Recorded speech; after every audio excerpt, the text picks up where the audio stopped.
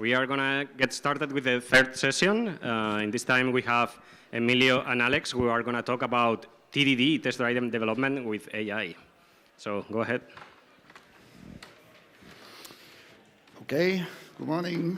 My first talk, and my first talk in English, so sorry for that, and sorry for that. Okay, we're gonna talk briefly about TDD. Most of you know what TDD is. It's a software methodology that allows us to write a test and shortly after implement the functionality, writing the necessary code, the minimum piece of code to make the test pass.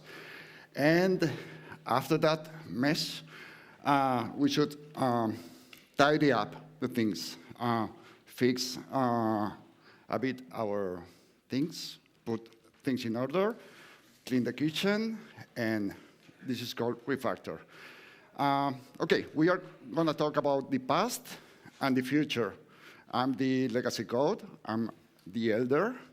This is the representing the future, and the young, the niño rata.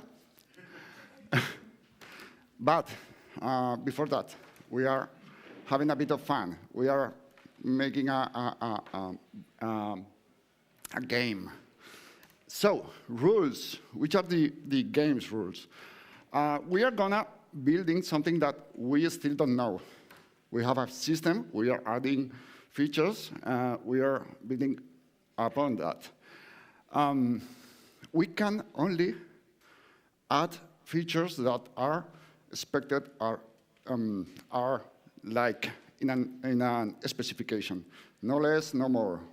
And if we do anything else, we are gonna undo. So, sorry. For that, we need a hero. Any volunteer in the room? You? Come on. No, you.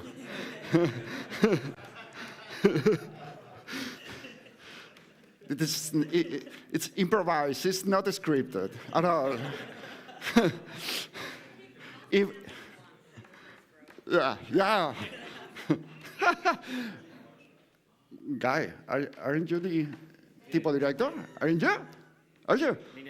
Okay. Name, please. Borja. Good morning. Applause for Borja, please. Okay, so we are, we are gonna play the TDD game, okay? We have a system. I am gonna be the test runner. I'm gonna give you instructions to follow, and you are representing the code. You have to implement that code. You have to perform the necessary actions to make the test pass. I'm gonna give you the test. I'm gonna give you the expectation, the instructions. You have to perform the minimum action to make the test pass, to accomplish the expectations, right? And let's start. And okay, I'll show you the system. Any of you knows what's that? This is our system, Mr. or Mrs. Potato, right? Okay, at that point, it has no functionality, no features, nothing to do. It cannot perform any action. So, okay, please. This is your first task. Please, show and read. It should be able to read. So this is your system. You have to make the system, the Mr. Potato, read. Please. Okay. Is it possible to read? Is it? Okay. Yeah. Let me go back, please. At the beginning. Is the system able to greet? No. So the test is red. The system has no functionality. It cannot greet. It has no mouth. So Borja has put the mouth in the forefront. And is it making the system able to greet? Yes. We are passing the test. The test is green, okay? It's a bit messy, but it's able to greet, okay? Hello? Hello? Okay. But this is not nice. We have to put a bit of order here. We have to enter in the refactor phase, right? So please tidy it up. And now our system is able to greet in a better way. We have fixed the system. We have put a bit of order in our modules. We have refactored. And now the system is able to greet to several persons, not only Emilio. At the beginning, in the previous phase, it was only able to greet Emilio and only Emilio. Here and in China, only Emilio. Okay. Okay. Next task. Please. It should be able to read. To read. And now, what should we do to make the system able to read? Please go ahead. Eyes, not bad. What the fuck are you doing? Hey, Reading. You're reading? We don't need that. Only with the eyes is enough to make the system read. You are adding more features than needed. This is not prepared. Eh? We are improvising. So, yeah, this is what we could say it's over-engineering. This is Yagni. You are going to need it. You don't need the glasses. Only with the eyes is enough, okay? So, last but not least, go ahead with the last task, please. It should be able to listen music. To listen music. This is not scripted, and that's for real. Okay, ears.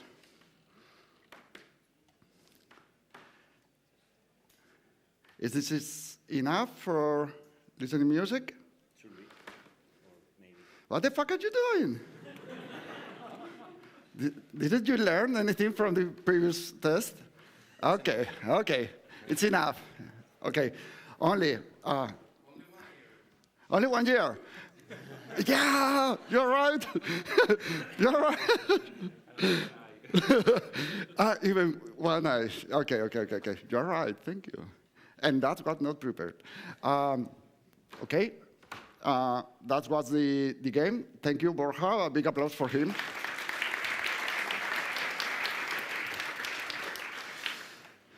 €22, 5 minutes. Okay. Okay. This is what, I'm sorry for the not Spanish audience, but Berto Romero and Andreu Buenafuente have a very famous radio program, and they usually start in the middle of the program. They call that false start. This is a false start. This is the official start of the talk. Okay, we are gonna talk about AI TDD. Why AI?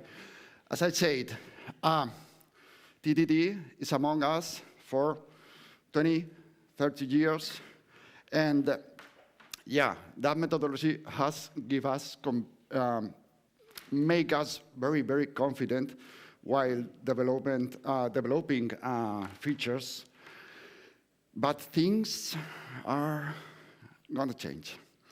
That was the past, and I'm only talking about the past. We have got a bit of fun, but the serious questions will come after. Okay, who are we? Who are we? This is Emilio Carrion, and this is Alex Fuentes. We are engineers from Mercadona Tech, and this... Photo, Alex was pretty like blank. Happy. Happy Happy party. I usually go only for the beer to the places. Okay. Next. Okay, as I said, I'm going to talk about the past, from where we come. 1957. This is maybe the first and good example of what's a test. why it's a good idea to have a test, a model to follow to achieve a goal. So in that case, that's punch cards that has the holes were being punched into the cards following some instructions. That instructions were predefined in a model. The engineers making those instructions were following instructions. Those instructions could be considered tests, models. As our beloved Ken Beck said, he didn't invented TDD. He rediscovered from the previous observations in the industry. In one of his books, he recognizes that he didn't invented TDD. He rediscovers. And shortly after, 2018, the ecosystem was pretty mature, and there were a lot of tools, frameworks, and blah, blah, blah. Even in the front-end space, the amount of tools available were very interesting, like vtest, React testing library, and it was like considered traditionally that testing in front-end was super expensive. This is not true anymore. But it's something happened. 2022. Maybe not every people, like Arturo, has seen Lord of the Rings. Okay, but yeah, as the King Theoden said, so it begins. We were like, it was the first moment when we were aware that we were not alone. Some strange presence was behind us. What the fuck are you doing? Copilot. Copilot was like auto-completing our code. It was not so intelligent, it is not, but it was doing our job. What the fuck are you doing? This is my job. But yeah, it was only the beginning. So I'm introducing you Emilio. Emilio will talk about this serious business. Okay, so it begins.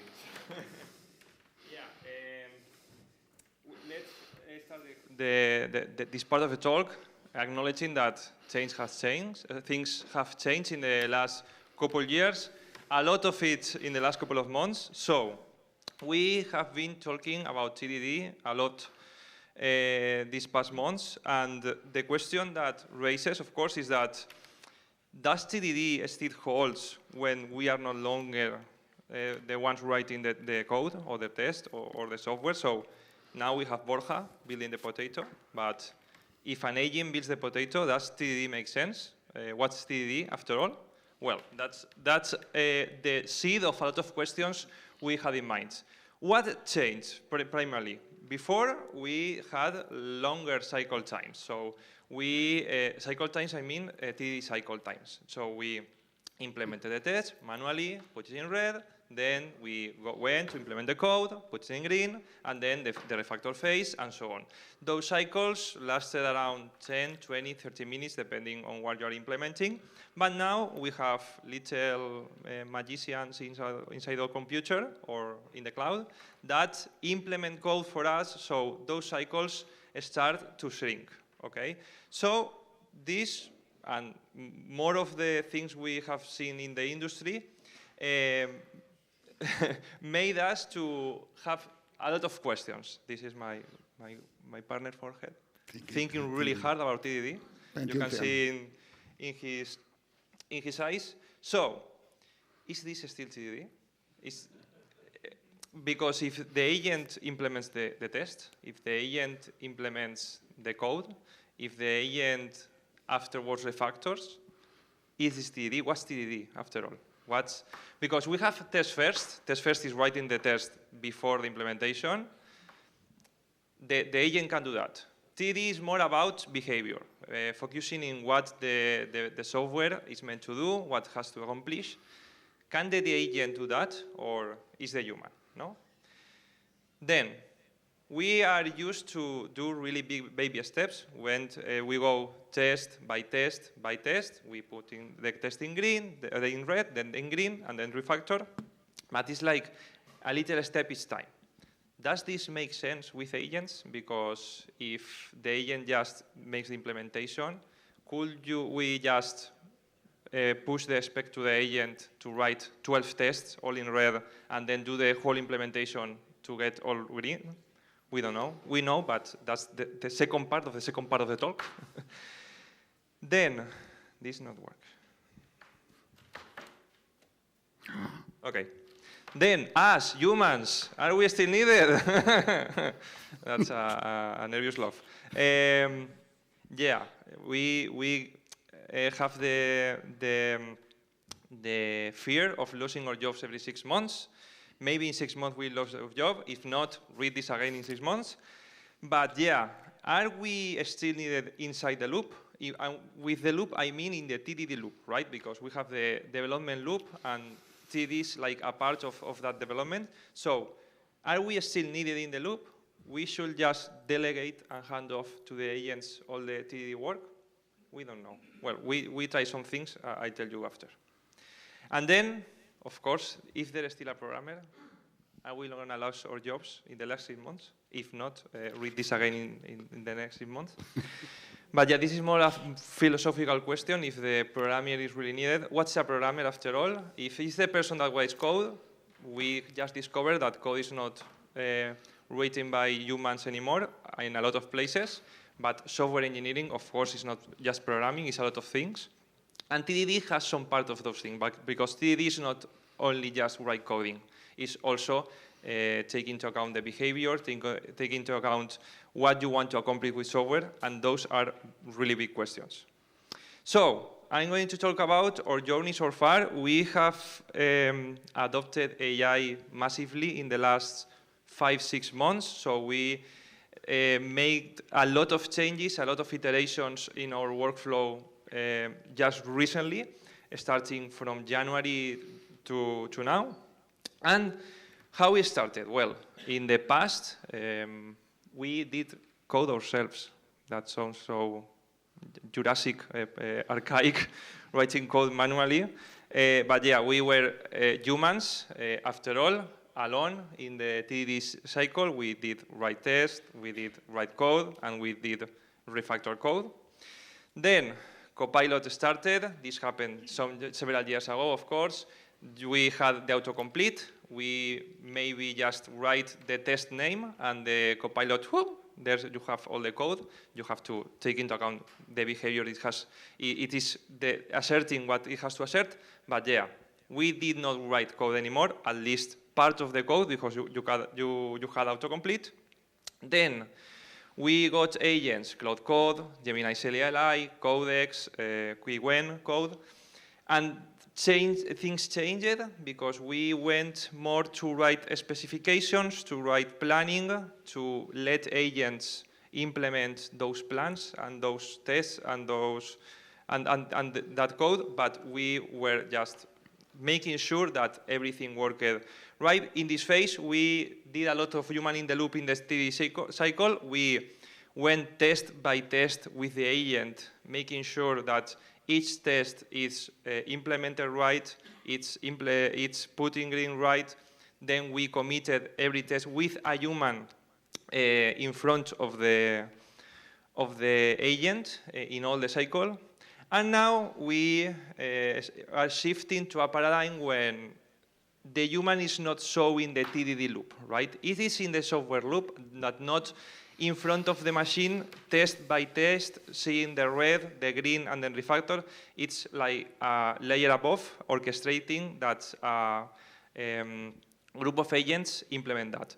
There are frameworks in the industry like superpowers, that is a skill for Cloud Code and so on, that does this naturally, because you write a specification, a planning, and then you run sub-agents that you don't see working in real time, or you are not, you don't have to, but you revise and review the code afterwards.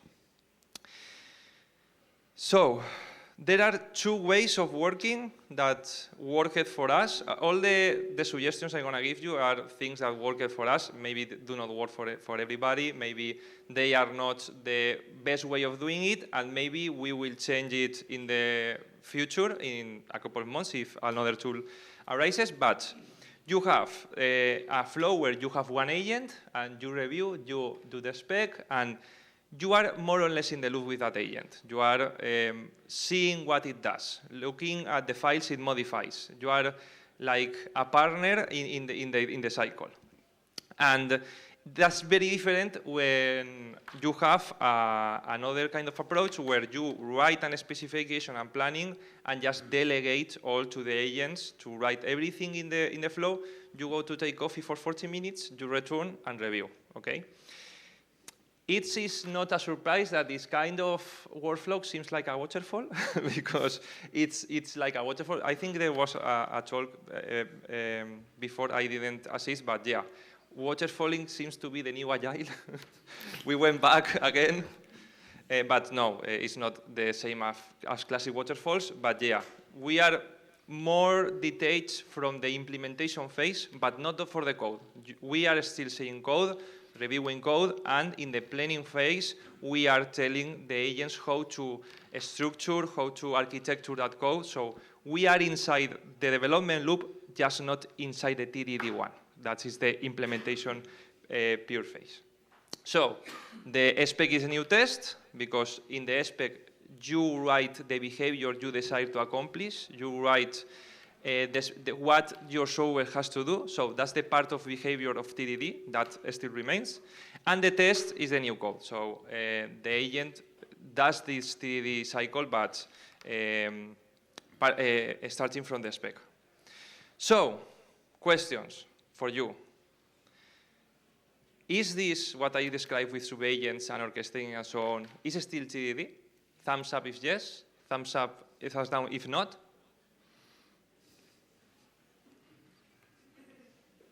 Okay, a lot of mixed signals. So yeah, that's a really tough question because TDD has a lot of past and imply a lot of things.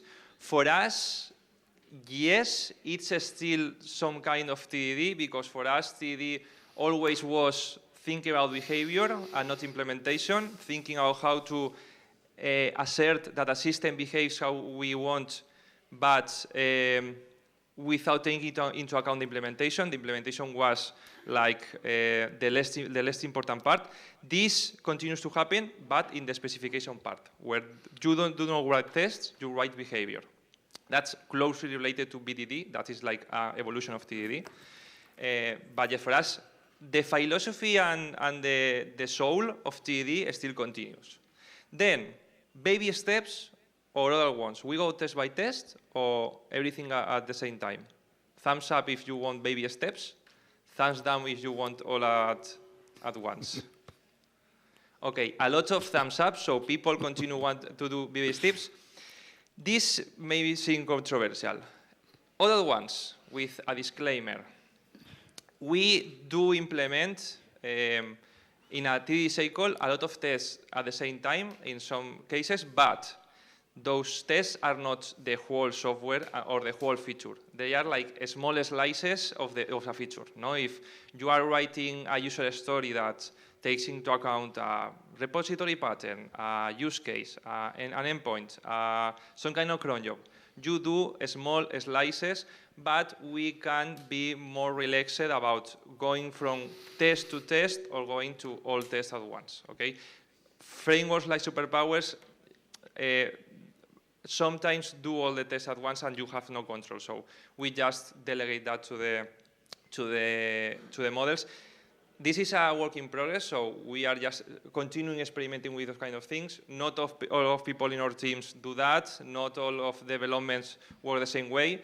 But yeah, we continue to be small, but in the future or slice, in the phase part, and not just in the test by test part of TDD. Next question. So yeah, are we needed? Humans in the loop or hands off? Thumbs up for humans in the loop. Thumbs up for hands off. Also controversial. We started with a human in the loop in the TDD cycle. We started like telling the agent what test to implement next, what to implement, what to agree on, what to commit.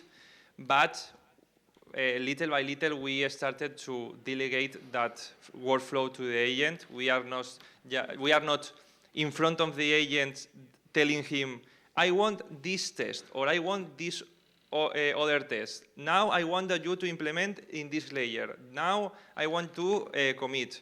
We delegate to the workflow. The agents continue to do that workflow, but autonomously, so we don't have to be like telling yes. I don't know if you experienced that in the last couple of months, but yeah, we just trust in the process, and then after we continue to review. So one thing I want to make important is we are not like outside the development loop, just outside the TDD cycle. Okay, last question. Is there still a programmer then? Thumbs up if yes, thumbs up if no. A lot of yes. Oh, some no's from my partners, from my colleagues from Mercadona. Yes, there is a programmer. With programmer, I mean software engineer. We are still needed, but we are no more in the specification phase, in the harness thing that is very popular right now, that is building the infrastructure to be able to agents to be able to do good work without hallucinating and having problems. But yeah, we did not disappear. We will not disappear in the close future. Maybe in 6 months, if not. Read again this in 6 months, but yeah. For us, discipline outlies the tool, so take into account behavior, focusing in what the software has to accomplish, and do it in small steps that can be slices of the feature or can be test by test, continues to be. What changes is who types. It's not Borja anymore. It's Cloud Code or the Chinese models. And our choice is what to test and what doesn't. No? So thanks for assisting. If you have any questions, you can ask us.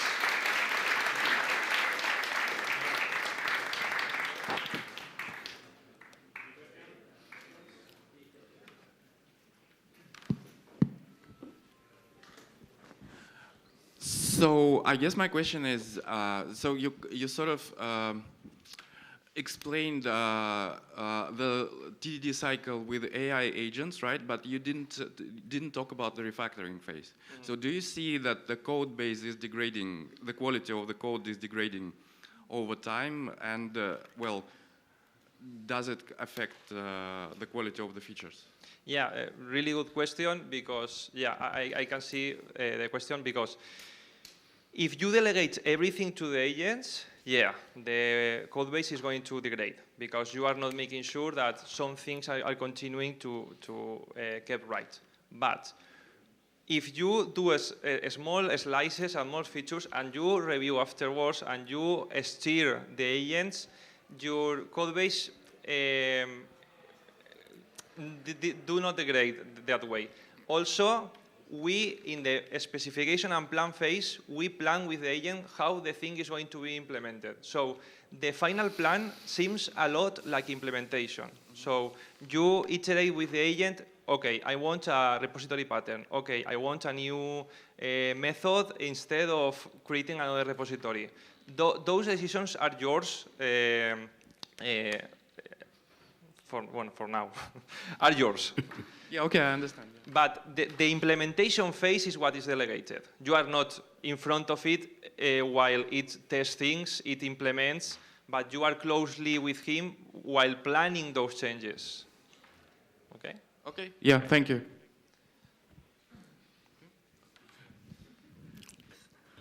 I mean, it was the same question.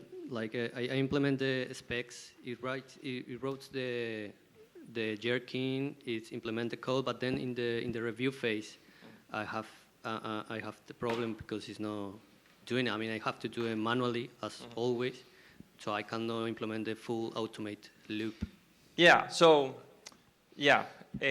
For this talk, I'm always talking about the TDD cycle. So if you do TDD in your normal way of doing that without agents, you can. It happens also that after a big feature, you maybe look back and say, okay, this thing is not right or it's not like I want it to be, and then you refactor. This can continue to work that way. So the agents implement small slices of the feature, and afterwards, when you finish those cycles, you say, okay, what's the finished photo? You think that it can be changed, and you can change it with or without agents, but what is the cycle continues to be delegated, right? Okay. Humans are still needed. Looking for us. Yeah, this talk is not about making software write itself alone. It's just the question if TDD still holds and how it evolves with agents. Thank you for the presentation. And you mentioned that you delegated a lot of things already to agents. So how do you measure their performance? Is it like that you occasionally look at the outcomes, or you have some metrics and your agents report back? Is it like amount of tests? How do you still monitor that quality is there, that it does not hallucinate? And how do you notice if it starts at one point? So basically, how do you keep still looking at their performance? Okay, so we are working on that. I think the whole industry is working on that. How we measure performance of the agents. No, what metric we are working on is rework. No, if you have worked in a user story that has some kind of feature implementation, and you find yourselves like not restarting, but adding more work to that feature once it's finished, that could mean that the agent did bad work implementing it. So that rework is like a signal. It's not like a perfect one, but it's like DORA metrics. No, if the lead time is X, it's not like a perfect metric of productivity. It's like a tendency you can look up and steer using it. But it's a really open question. We do review the code afterwards, and we don't find a lot of changes after the PR, right? That's also a signal. Because the thing is that we are planning with the agent before how that is going to be implemented. So we don't get a lot of surprises that the agent just invented things. It adds maybe extra tests that it doesn't need, for example, then we just say, or remove ourselves or say that's not needed. But we don't have a lot of that because we work in really, really, really small slices. So everything is really straightforward, and we plan with it before. So it's not so of a problem right now.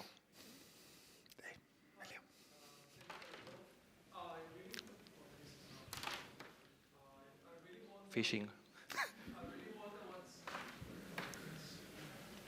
Okay, thank you. Thank you for the talk. I really wonder what's the point of TDD at all if we understand it as the old TDD cycle where the test goes first. You obviously can tell the agent, whatever you use with a skill, whatever, do BDD, but that's the least thing you can tell it because the order doesn't matter anymore. I mean, if you're going to a full contract feature thing, then you don't care about the order anymore as long as it's testing behavior in any case, if you will, because otherwise, yeah, you just don't care. Yeah, really good question. I think it's a similar answer to if going test by test or going all tests at once. Why one by one and not everything? We have two layers. For us, first, the philosophical layer, behavior first, continues to hold. That's really good. The second layer, test first. As you say, once the LLM knows what to do, maybe the order of implementation and tests is not really important. I don't know that yet. I didn't test if inverting the testing phase is better or worse.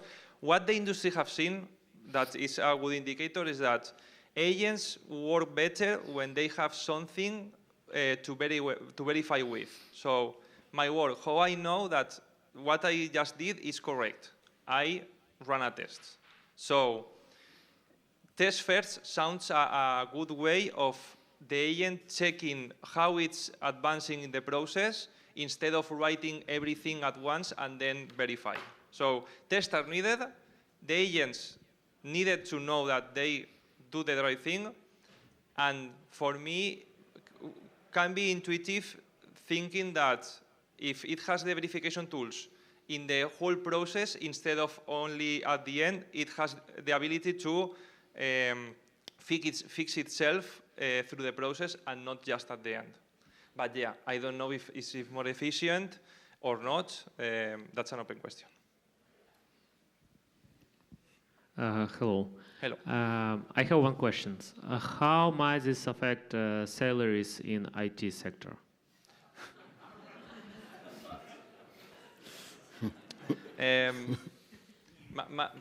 That's a pretty good question. I don't know. That's a whole other topic. We think that people are still needed. We don't know if the same amount of people or not. We will see in 6 months. But the value we give to the business at the end is building software. Depends on how much the industry continues to abstract away people from that phase. Maybe salaries go up because you are start to do more specialized things or things that a machine cannot do, and in the future that will be pretty expensive. No, if you there is something that an agent is not able to do, or it could go way the other way, and just good luck. Ask me in 6 months. Hi, well, first of all, thank you for the talk. I think it's so great and interesting. And I want to ask you about the PR and the code review. How do you manage, because when you delegate the work to the agents, usually it generates a lot of code that then the human has to review. And how do you manage that? Because I think it's... Yeah, so I think that the key for a lot of problems with AI is like doing small increments of the software, thing that we did before AI. So all the things that did code manageable for humans, it's also maybe making manageable with AI. So if you work in small slices of a thing, the PRs normally don't go too much far away. Okay.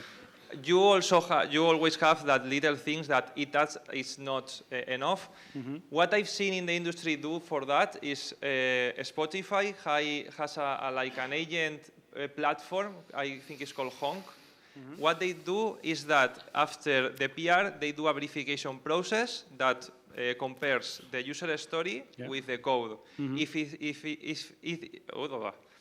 If there is anything in the code that do not add value to the user story being implemented, is rejected. Yeah. That's they have like a series of 3 posts from Spotify that explain this Honk platform, and the third one, that is the verification layer, explains a lot of ways they do to verify agent work.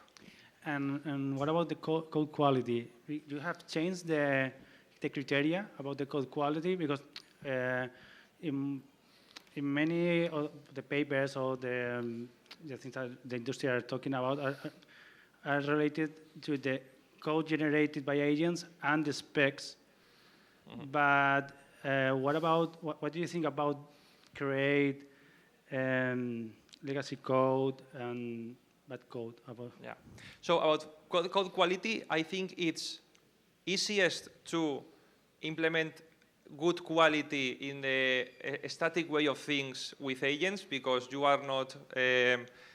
people sometimes are a little bit lazy and skip some steps. Yeah. With agents, you don't have that laziness.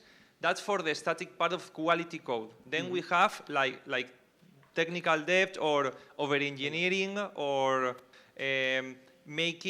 introducing new patterns that your project has solutions for. So you re-implement the wheel in several places. In that place, you have a lot of problems. You have to be very careful with how you use AI to prevent those things. And if you develop in a way where you are abstracted from the development process, that happens all the time.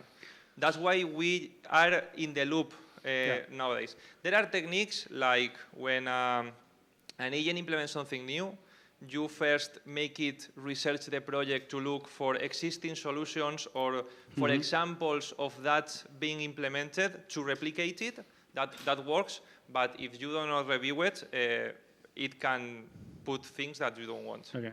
So you in the planning step, you try to drive the agents to implement some patterns or not. Yeah.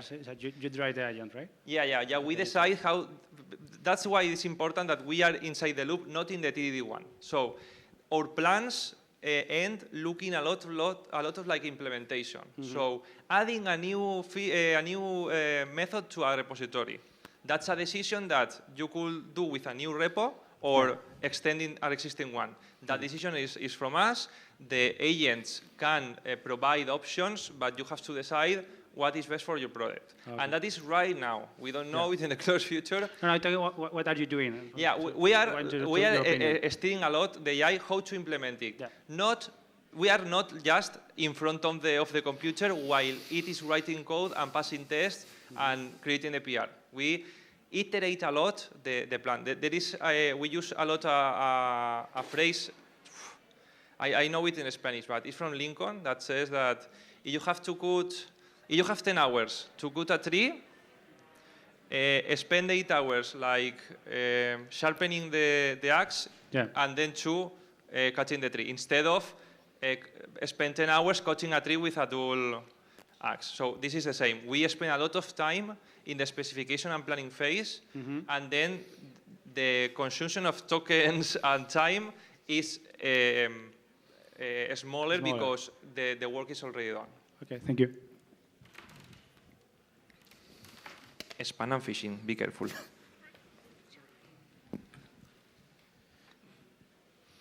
Hi, congratulations again, a very interesting talk. I'm also a big supporter of test-driven development. And actually, you mentioned particularly on your last response that you are investing a lot of time just fine-tuning that AI. I don't recall if you mentioned which AI you are using, so I'm assuming that it's one of the famous. Cloud Code. My question is, if you had the conversations or thought about that, you are building workflows on top of an amazing worker, which is that AI, and the problem may happen that if that worker leaves, then you are screwed up. Yeah. We're actively looking into alternatives to those kinds of proprietary technologies in case that Cloud Code decides to charge by token and not by subscription to pivot to another solution.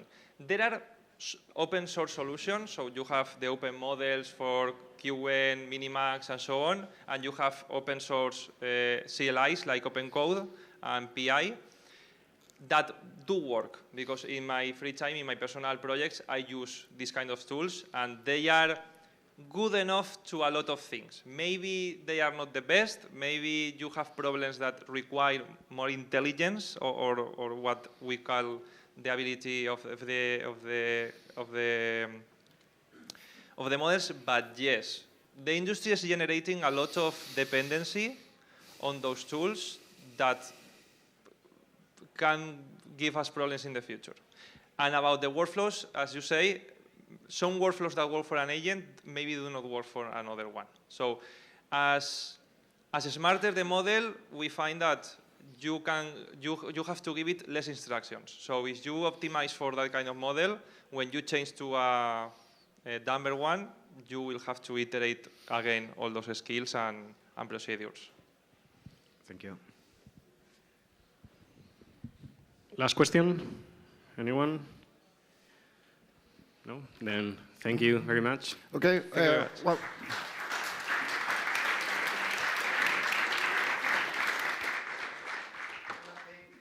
For us, it's super, super, super important that you follow us. Please scan the QR.